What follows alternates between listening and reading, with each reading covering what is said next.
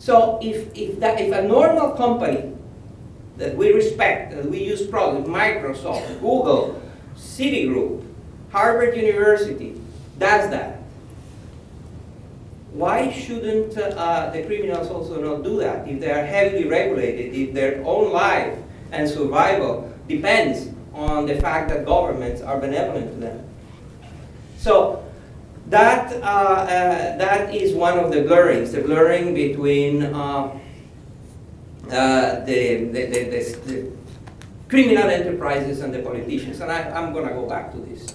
The second blurring, of course, is between legal and illegal enterprises. A fundamental rule of doing business and investing is diversification. You have to diversify. And so if you have a lot of your assets and a lot of all your revenue streams come from a highly risky activity, high yield but high risk activity, it is normal that you take some of your accumulated profits and put them in a less risky activity. That's why in this world, a lot of these very large enterprises are using the proceeds to invest and become very important investors in very illicit activities. In some cases, they use the illicit activities in banks or shipping companies or real estate companies or trucking industries to support and expand their illicit activities. In some others, they are just the happy owners of a very lucrative enterprise. One of the consequences, and this is a whole new, it's a different conference, but a very relevant one, is what have been the consequences of the global financial crisis that started in 2008 on the illicit trades. And we can perhaps in the Q&A talk a little bit about that. The mutations that has been wrought upon the illicit criminal networks as a result of the global financial crisis. But my first blurring was between politics and criminals. My second blurring is between illicit criminal enterprises and the legal private sector, the front private sector. And the third blurring is about philanthropy. What normal big companies do is that they are donors, they are philanthropists. They fund sports clubs and museums and hospitals and schools and all sorts of things. If you look at the list of the owners of soccer clubs in the Balkans, you will see an amazing overlap between the ownership structure of these institutions that are part of the pride of the nation, which are, the soccer clubs. Well, a lot of the owners of these soccer clubs are also in the list of the most wanted in a lot of countries. Escobar Gaviria, the linchpin that started a lot of these things in the 80s in Medellin, Colombia, the head of the Medellin cartel, he was well known to be one of the main providers of social services and sports activities and protection to the people of Medellin. If you go to any favelas in Rio de Janeiro, Sao Paulo, in Brazil, you will see that a lot of the social services there are provided by the drug traffickers. And look at the list of who funds the big museums in Russia. And do a Google on some of these guys. Or in Ukraine.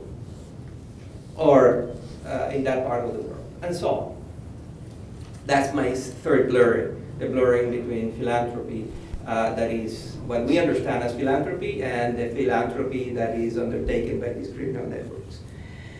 Let me give you some concrete ideas and examples about what am I talking about.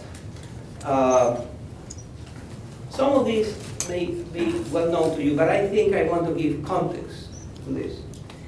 Hashim Tassi is the head of a mafia-like Albanian group responsible for smuggling weapons, drugs, and human organs throughout Eastern Europe.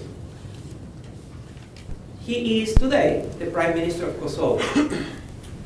That accusation is based in a study by the Council of Europe. In November of 2008, and we owe this to WikiLeaks, I know this thanks to WikiLeaks, there's a cable William Klein, then the economic counselor of the US Embassy in Kiev, Ukraine, informed Washington that Dmitry Firtash, one of Ukraine's wealthiest oligarchs, was taking over one of the country's largest banks. And up to that point, Mr. Firtash was not involved in finance. The problem was that the global financial crisis had weakened this bank. And Mr. Firtash at the time was cash rich. He did not have his money invested with Madoff. He had his money with him.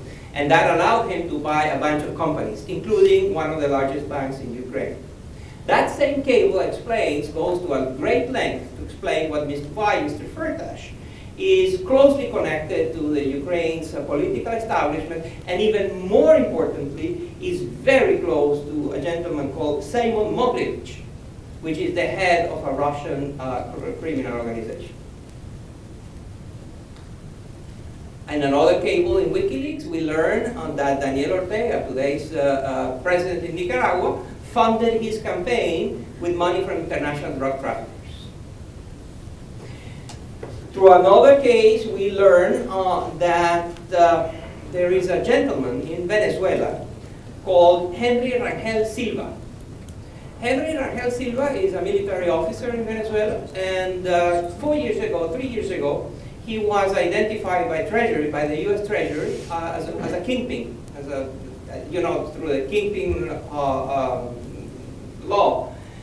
In November of last year, President Chavez appointed General Rangel Silva as the top commander of the Venezuelan army.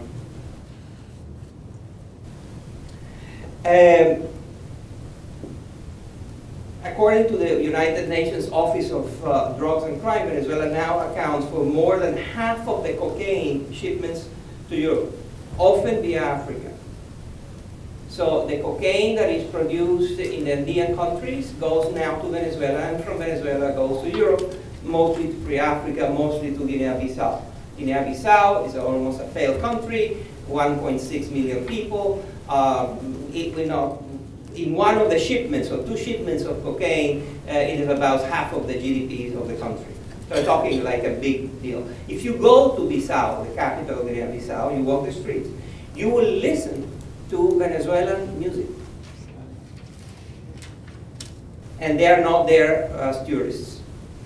There's a vast network that operates. If you look at the map of flights, of private planes going from the Caribbean to Africa, you will see in 2000, there was almost no traffic. Today, you can see it's a dense network of flights between the two, connecting the two regions. Guess who runs Guinea-Bissau?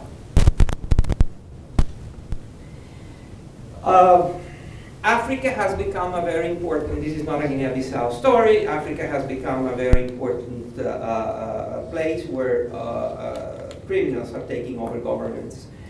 In another country, in Guinea, for example, the country's biggest narcotics kingpin turned out to be the president's son.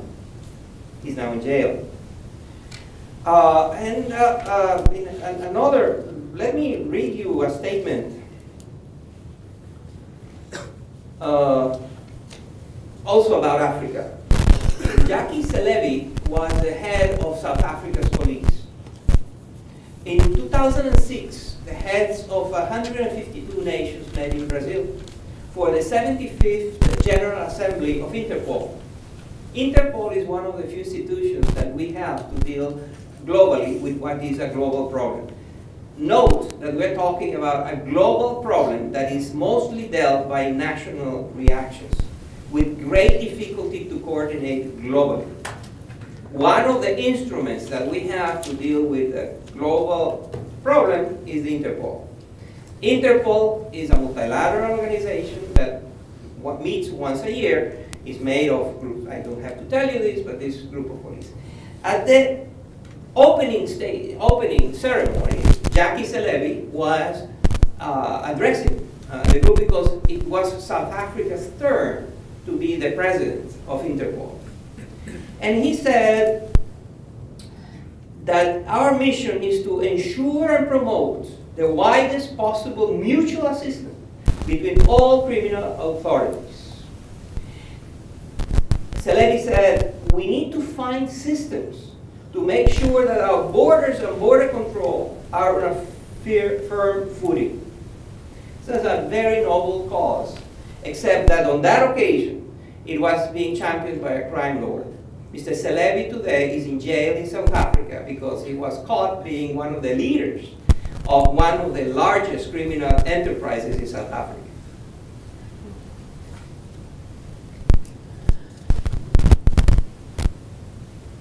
I can continue with examples.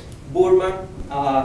If you go to Singapore and you go through the big shopping malls in Singapore, you will see that it is impossible to sustain that activity. You have high-end stores that are huge. There's simply no justification. There's no economic reason to support that level of investment. A lot of those high-end stores are franchises. And those franchises with the big malls are owned by the Burmese generals.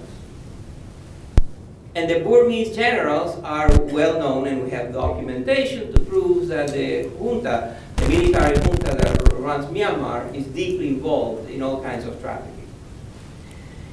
In Bulgaria, this is a wonderful quote by Atanas Atanasov. He's a member of parliament, but he used to be the head of counterintelligence. He noted, other countries have the mafia. In Bulgaria, the mafia has the country. These are not isolated examples. This is a global trend. There was a very interesting paper presented by a Spanish prosecutor. His name is Jose Grinda. Grinda has been in charge in Spain of dealing with organized crime, especially from Russia and Eastern Europe, and Ukraine, and Belarus, Chechnya, so on. He says that whereas terrorists aim to substitute the essence of the state, organized crime seeks to be a complement of state structures.